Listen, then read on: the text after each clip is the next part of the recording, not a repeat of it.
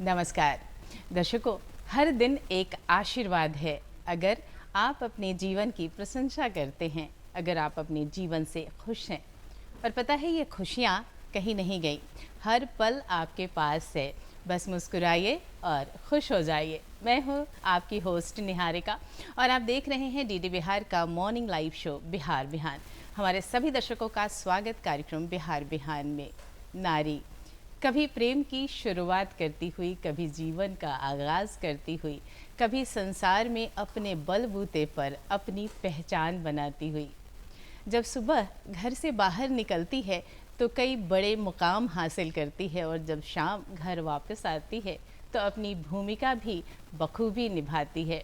जीवन के हर उत्तरदायित्व को, हर जिम्मेदारियों को निभाते हुए, अपने अनुभव को समेटते हुए, जब उसके मन की अभिव्यक्ति कलम के माध्यम से, लेखनी के माध्यम से अभिव्यक्त होती है और तब जो रचनाएं बनती है उसमें जीवन के सारे रंग होते हैं। और एक ऐसी ही लेखिका से आज के कार्यक्रम में हम आपका परिचय कराने वाले हैं। पर पता है, जीवन है तो संघर्ष भी है, ये आप हम सभी मानते हैं। जब हमारे कदम थकते हैं, जब हमारा मन निराश होता है तो हमें प्रोत्साहित करते हैं अच्छे से सुविचार। और तो चलिए शुरुआत कर लेते हैं कार्यक्रम की और देखते हैं क्या है आज का सुविचार।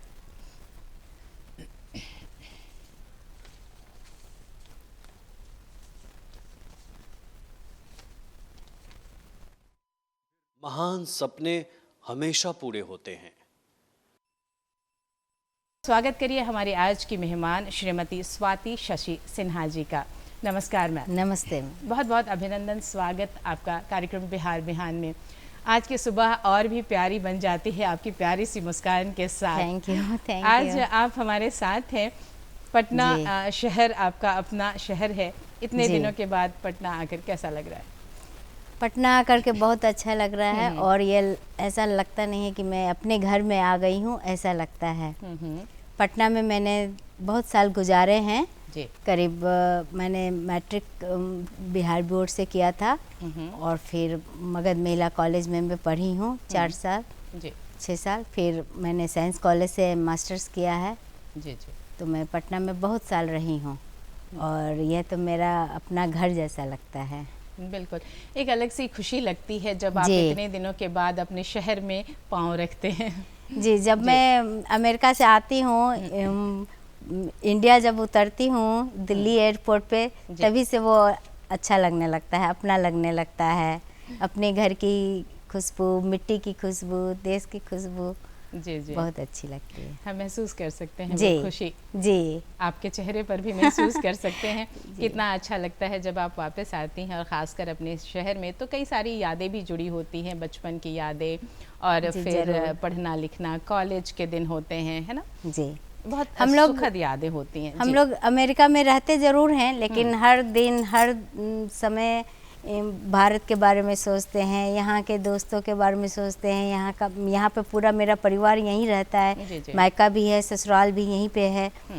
तो हम लोग वहाँ रहते हैं, लेकिन पूरा दिल से खाना पीना से लेकर के हर चीज़ हम लोग भारतीय तरीके से ही मनाते हैं और रहते भी आए हैं।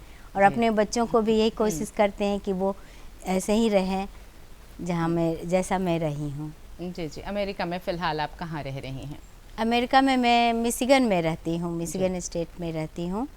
ट्रॉय सिटी है, वहाँ पे मैं रहती हूँ। आपने कहा कि आप रहती हैं अमेरिका में पर अपने देश को याद करती जी, हैं, ज़रूर, अपने बहुत शहर को ज़्यादा याद करती हैं। और मैं बार बार आपके मुंह से ये ज़रूर सुन रही हूँ कि बहुत ज़्यादा याद आता है अपना वतन, अपना शहर, अपना गाँव, अपना घर। मैं बात करूंगी आपके माता पिता की, क्योंकि जब कुछ गुण हमारे अंदर आते हैं तो वो शायद हमारे परिवेश से भी हम सीखते हैं। आपको क्या लगता है, लेखनी क्या विरासत में मिली आपको? जी हाँ, लेखनी विरासत में ही मिली। मेरे नाना बहुत बड़े डबल MA थे जी जी अपने समय में और संस्कृत के भी आचार्य थे। उनकी भी बहुत सारी आर्टिकल्स छपती रही हैं। और मेरी माँ प्रोफेसर थी हिंदी की। अच्छा। वो भी पटना से ही पढ़ी हैं। मेरी माँ भी मगध मेला से ही पढ़ी हैं जी। और मेरे पापा भी इंग्लिश के प्रोफेसर थे। तो माँ ने भी बहुत सारी कविताएं लिखा है और मेरे पापा भी पढ़ते और लिखते रहे हैं, तो इस तरह से आप कह सकती हैं कि जो लिखना जो है सो विरासत में मिला है। जी जी। स्वाति जी, आपने बताया कि आपकी माँ हिंदी की प्राध्यापिका थी और पिता इंग्लिश के प्राध्यापक थे, यानी भाषा, दोनों ही भाषाएं आपको परिवार में सुनने को मिला और आपने कहा कि लिखा भी करते थे, तो कहीं ना कहीं बचपन से ही वो परिवेश आपको मिलना शुरू हो गया। आपकी अपनी पढ़ाई की बात करूं तो किस विषय में शिक्षा अर्जित की है आपने? मैंने तो न मैंने हिंदी में लिया न इंग्लिश में लिया, मैं तो साइंस की तरफ मुड़ गई। मैंने जूलॉजी से मास्टर्स किया है, पर हिंदी कहानी में पढ़ा करती थी बहुत शुरू से ही, अर्ली स्टेज से ही मैं हिंदी की कहानी या किसी के यहाँ गए तो मैं जहाँ वो मैगजीन्स हुए चाहे जो भी हुए मैं पढ़ा करती थी बहुत ज़्यादा। प्रेमचंद पढ़ा, शरतचंद पढ़ी और भी बहुत सारा चीज़ मैं पढ़ी हूँ।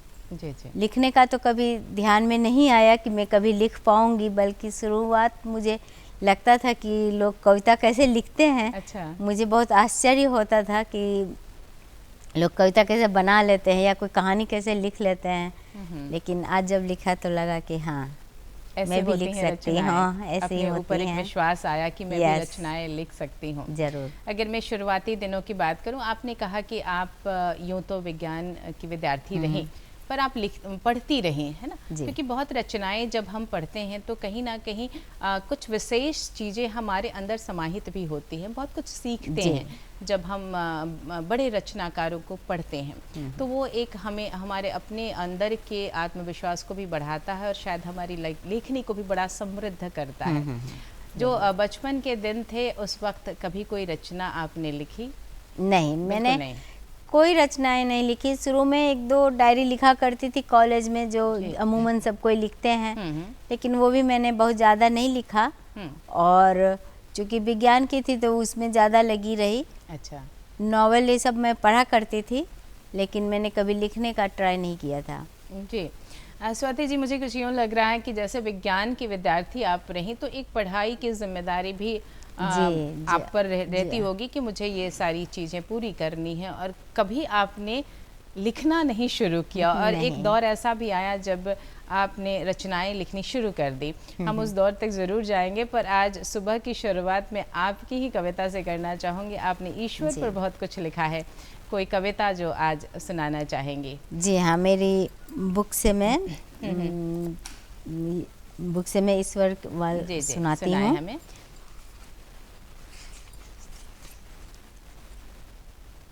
सुबह की इससे अच्छी शुरुआत क्या होगी? जी सुनाएं। मेरी कविता है प्रभु वंदना। जी। कुछ कर्म करूँ मैं ऐसा, नर से नारायण हो जाऊं, दे इतनी शक्ति मुझको, तुझे स्वर्ग में मैं मिलने आऊं। चाह नहीं मुझे इस दुनिया की, चाह नहीं मुझे इस दुनिया की, प्रेम में तेरे खो जाऊं। दे इतना ज्ञान तू मुझको, बस तेरे ही गुण गाऊं। मुझे मीठी तान सुना दे प्रभु, जब मैं थक कर सो जाऊं। मुझे स्नेह पूर्व अपना ले, जब मैं तेरी शरण में आऊं। कुछ कर्म करूं मैं ऐसा, नर से नारायण हो जाऊं। क्या बात है। और शायद आपने अपनी पंक्तियों में जीवन का यथार्थ कहा है, मैं कुछ कर्म करूं ऐसा कि नर से नारायण हो जाऊं। हमारे कर्म ही होते हैं जो हमें ऊंची श्रेणी में लेकर आते हैं। जी। और बिल्कुल सही कहा है आपने, और कहीं ना कहीं वो आपके अनुभव हैं जो पंक्तियों का रूप लेकर के निकलते हैं, आगे आते हैं। अगर मैं बात करूं आपके लिखने की, तो ये शुरुआत आखिर कब हुई? आपने कहा बचपन में और कॉलेज स्कूल के दिनों में आप बिल्कुल नहीं लिखा करती थी, कैसे हुई शुरुआत स्वाति जी? ये शुरुआत मुझे अचानक से हुई, और मैंने 2011-12 से लिखना शुरू किया था, और मेरी ये किताब है 2019 में पब्लिश हुई है। मैं 11-12 से लिख रही थी।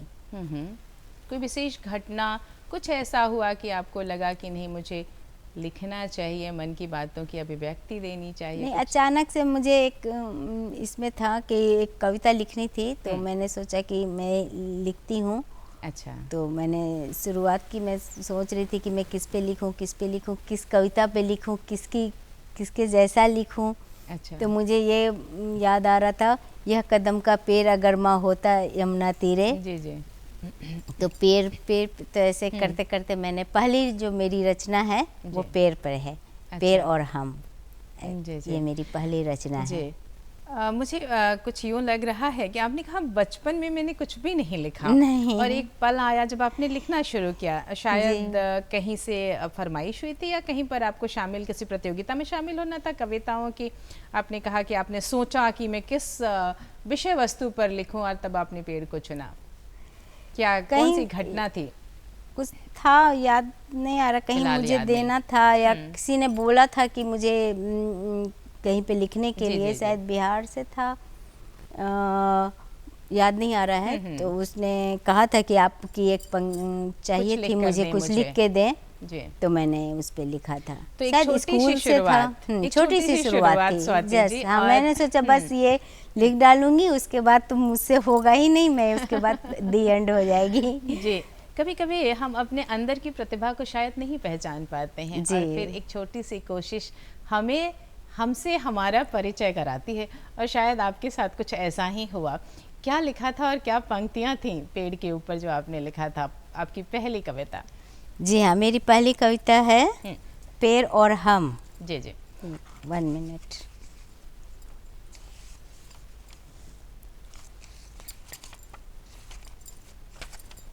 आपकी बचपन की कविता आपको याद आई हाँ, और आपने मैं लिखा। उस पे सोचते सोचते मैंने ये लिखा, जी, सुनाए। पेड़ और हम। क्या कभी पेड़ को देखा है, कितना अटल है यह, इतना ही अटल हमारा विश्वास होना चाहिए। जी। क्या पेड़ के तने को देखा है, कितना मजबूत है यह, इतना ही मजबूत हमारा चरित्र होना चाहिए। क्या पेड़ की पत्तियों को देखा है, कितनी कोमल है यह, इतना ही कोमल हमारा स्वभाव होना चाहिए। पेड़ की जड़ें देखी हैं, कितनी विशाल हैं यह, इतना ही विशाल हमारा हृदय होना चाहिए। क्या बात है। क्या पेड़ बहुत की बढ़िया। टहनियों को देखा है, कितनी झुकी हुई हैं यह, इतना ही झुका हुआ हमारा तन होना चाहिए। क्या पेड़ की छाँव को देखा है, कितनी घनी है यह, इतना ही घना हमारा संबंध होना चाहिए। बहुत बढ़िया, बहुत बढ़िया। और पता है स्वाति जी, मुझे यकीन नहीं हो रहा है कि आपकी पहली कविता है।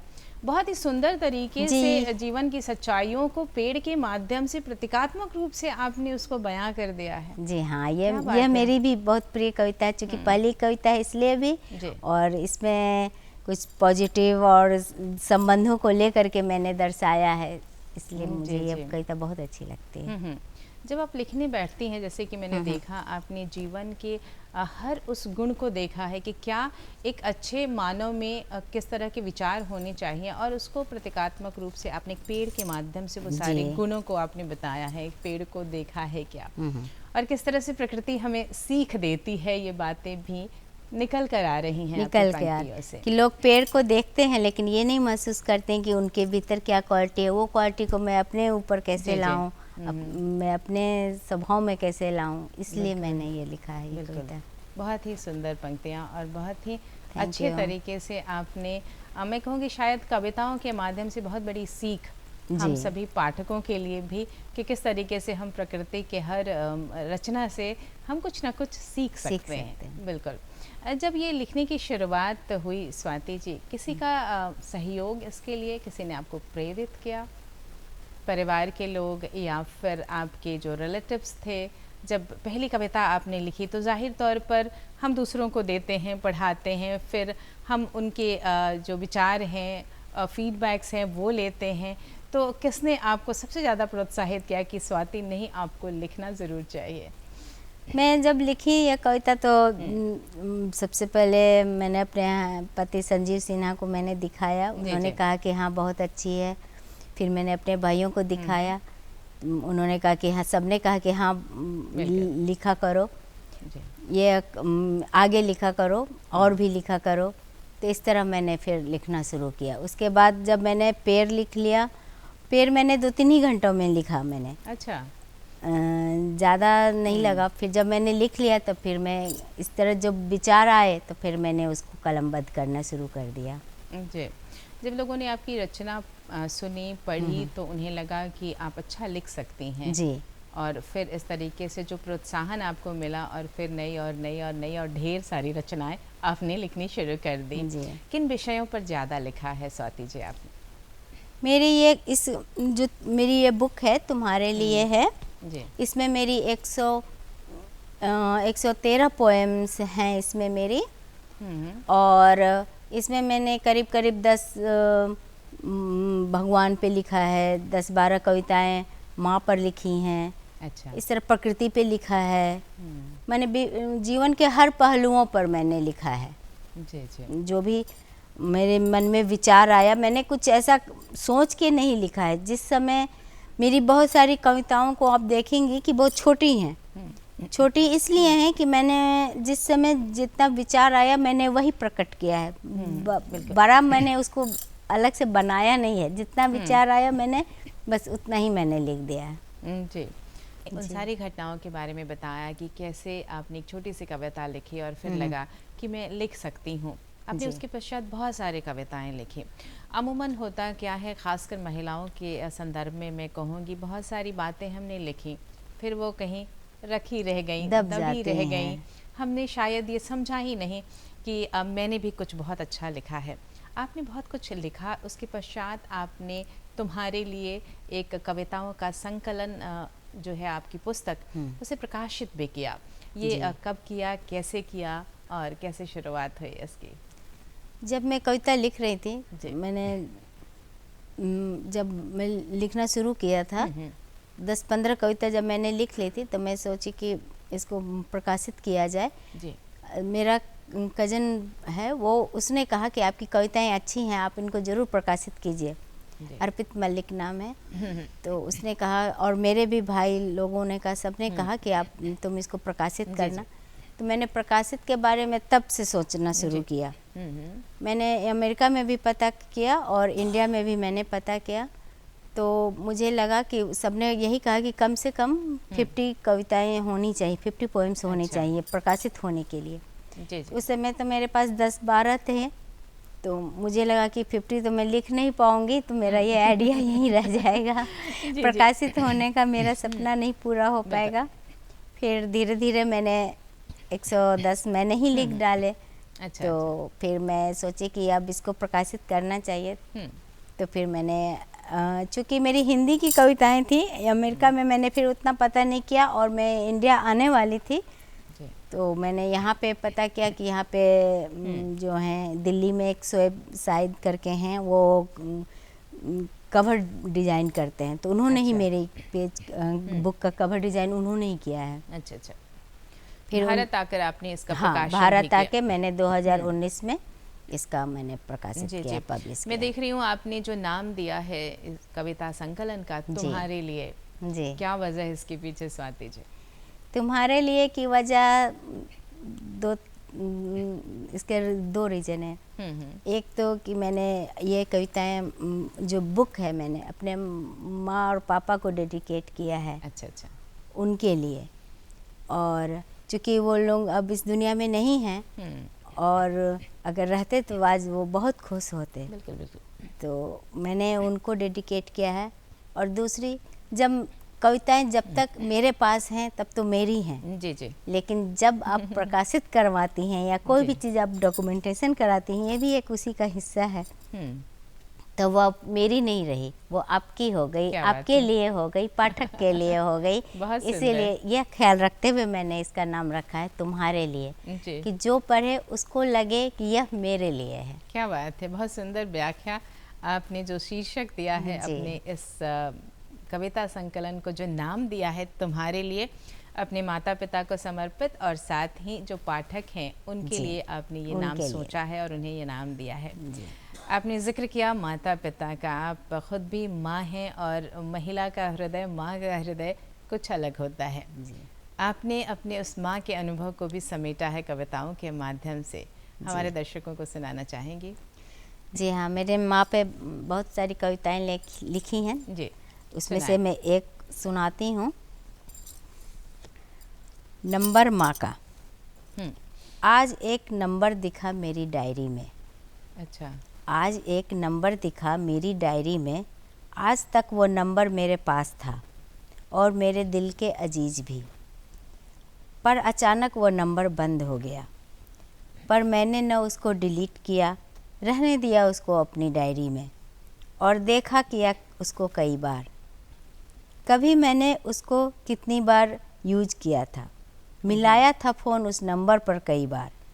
कभी वो नंबर मेरी ज़िंदगी का हिस्सा था और उस नंबर पर मैं निर्भर भी थी। पर आज वो नंबर मुझसे जुदा हो गया क्योंकि वह नंबर मेरी माँ का था। मैं शायद खामोश हूँ आपकी इन पंक्तियों को सुन करके स्वाति जी। बहुत गहरी संवेदनाएं मैं कहूँगी माता पिता के प्रति। जो एक अपनत्व होता है, जो स्नेह हमें मिलता है, वो शायद दुनिया में कहीं नहीं मिलता है। और बहुत बड़ी ही बखूबी से आपने लिखा है और उस नंबर को जो शायद हम कभी डिलीट नहीं कर सकते और उससे जो लगाव है, जो स्नेह है, वो ताउम्र बना रहता है। मैं सराहना करूंगी आपकी इस कविता की। बहुत ही सुंदर पंक्तियां हैं और बहुत ही सुनने के पश्चात शायद मुझे कुछ यूँ लगा कि ये मेरे दिल के बहुत करीब भी है।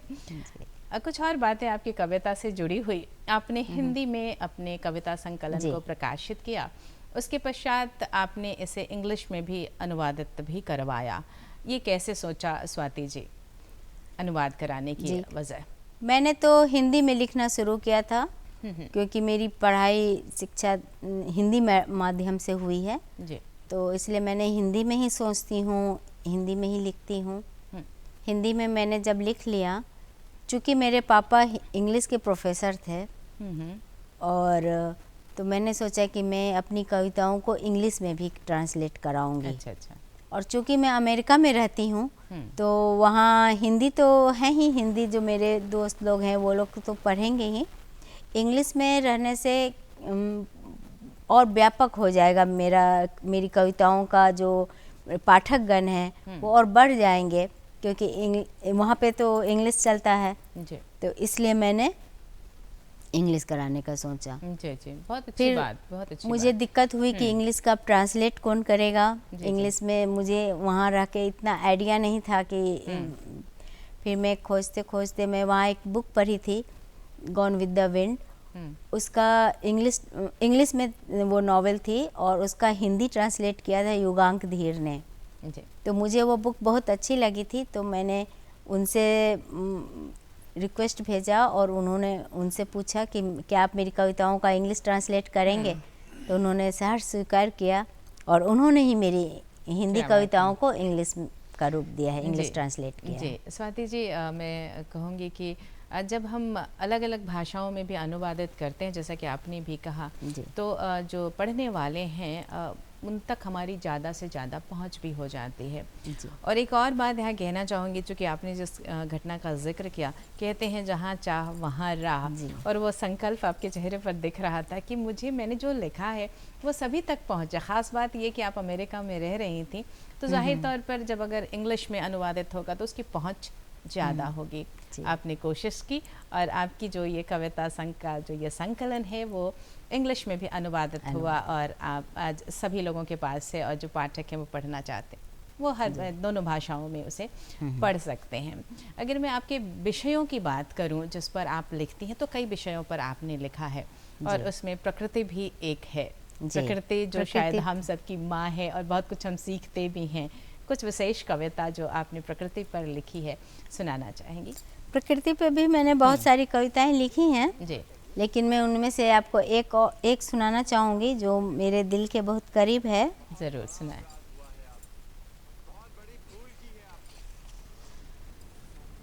हम प्रतिदिन प्रकृति के साथ जीते हैं पर एक कवि मन किस तरह से उसे देखता है वो कविताओं के माध्यम से दिखती है। ज़रूर जी। एक मेरी कविता है जिंदगी कर्म और परिवर्तन। अच्छा।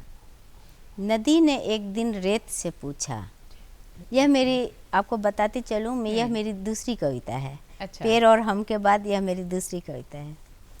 नदी ने एक दिन रेत से पूछा, तू क्यों हंसती है मुझ पर, अलग अलग क्यों रहती है, मिलती क्यों नहीं मुझ पर। रेत ने कहा, मैं कब मिलूँ तुझसे, तू तो बहती रहती है, किसी एक जगह ठहरती है कहाँ तू। नदी ने कहा, रुकना मेरा स्वभाव नहीं, बहना मेरा काम है, कर्म ही जिंदगी का दूसरा नाम है। नदी ने कहा, तू भी तो कहाँ उड़ती रहती है, कभी जमी तो कभी आसमां पे रहती है।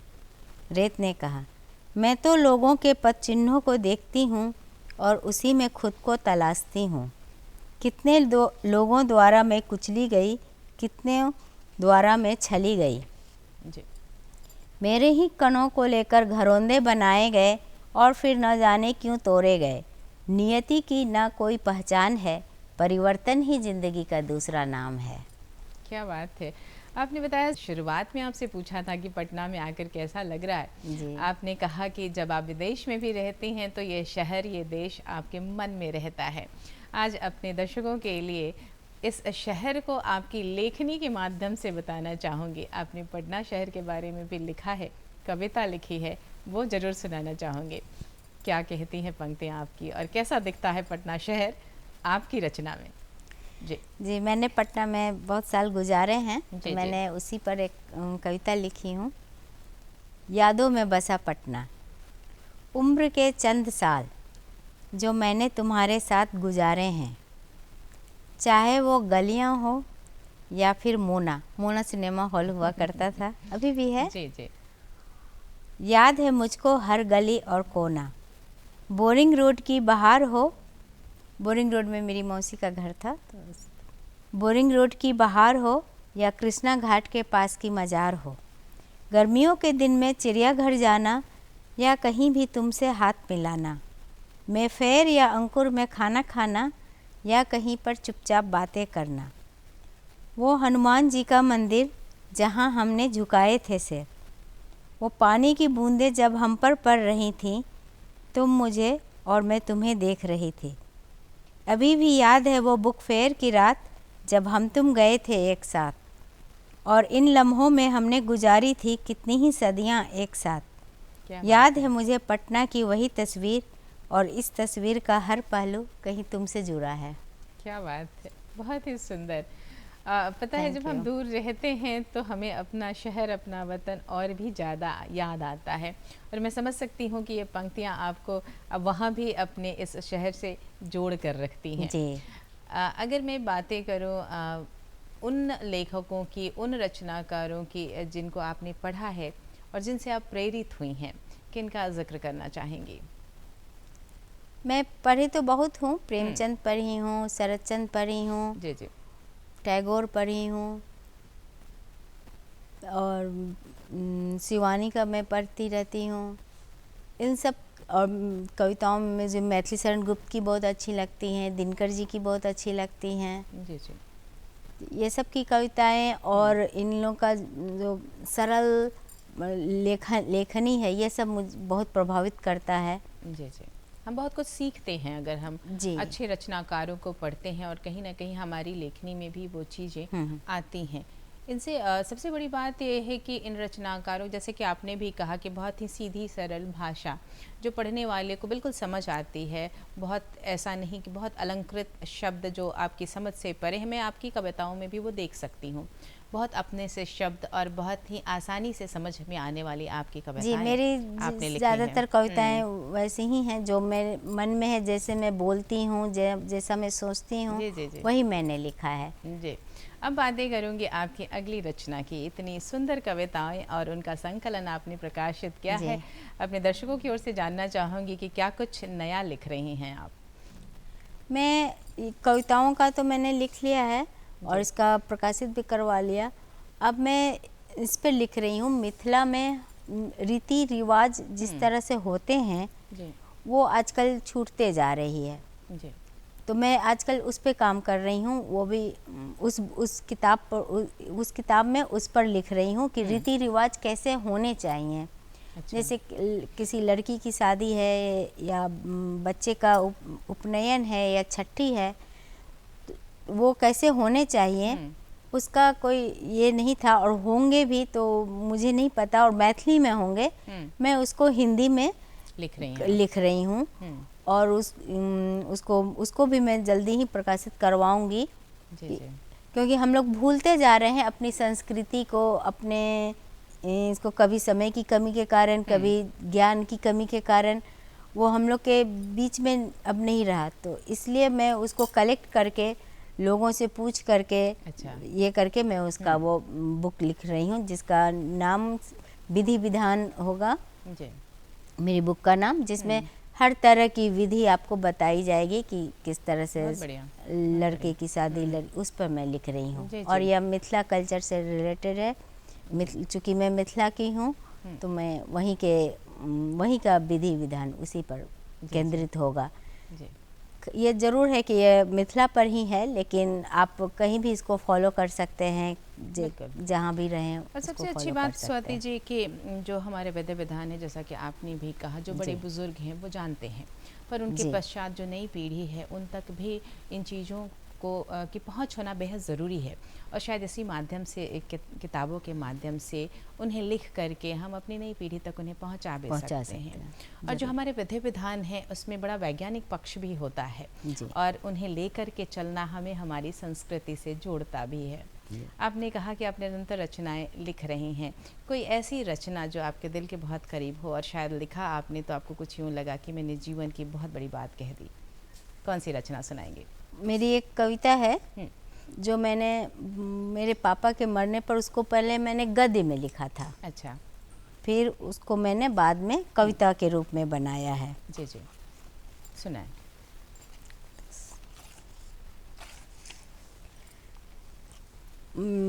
काश मौत भी एक बीमारी होती। मुझे हमेशा से लगता है कि मौत नहीं होनी चाहिए, क्योंकि मौत के बाद आप अचानक से आप इस दुनिया से चले गए, जी जी। फिर कोई कांटेक्ट नहीं, कोई कुछ नहीं, कहाँ चले गए, ये मुझे हमेशा से ये रहता है।